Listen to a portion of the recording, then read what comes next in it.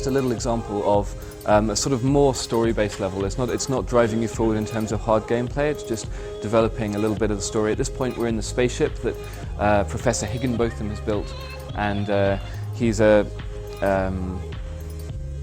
character. He's a little bit eccentric, and he's designed the spaceship to help you fly through space and escape the Negativitron. So these are all the characters I've met at this point, and they're going on a long journey.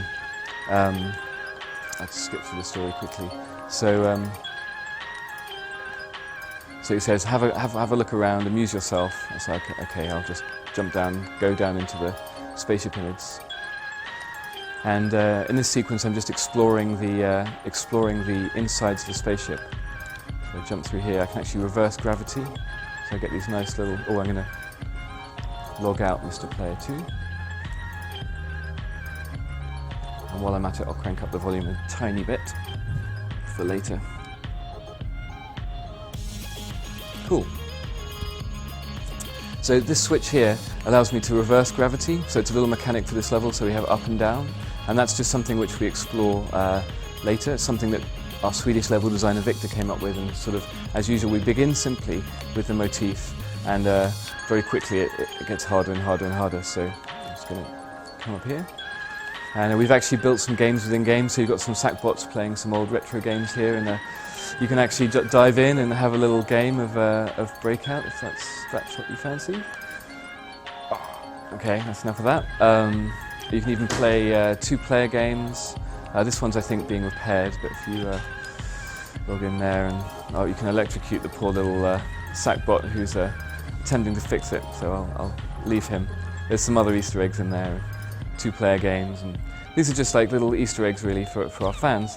And one of the things we've got now is level links, and these are actually really powerful for the community and for teams, because you can now place directly in your level a link which is either compulsory and automatic, or in this case it's manual. I can push triangle to choose to go into it.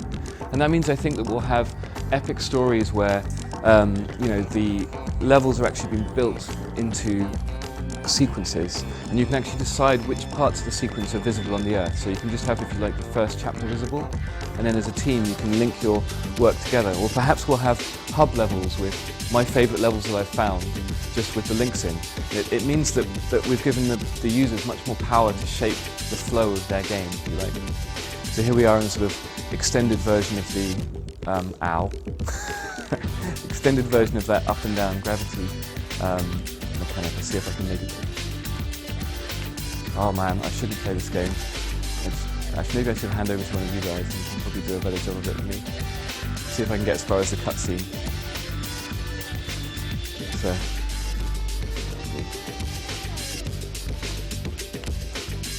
focus for a second.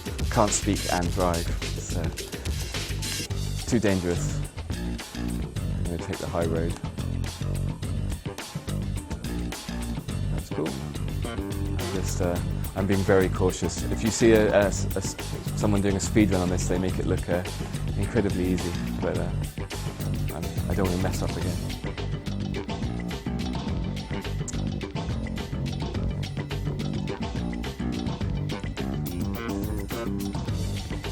So this is an example of a cutscene which the designers actually decided to make sort of semi-interactive.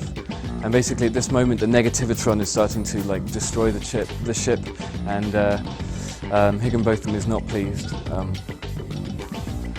So he decides to go into warp speed, and at that point gravity kind of starts going, and really the integrity of the ship starts really losing it. So we have to go out through the airlock and help some of the Sackbots which are at risk from being destroyed. So we go through this insanely built airlock and find ourselves in a low gravity exterior. So I'm just going to try and get the beautiful arc, nice.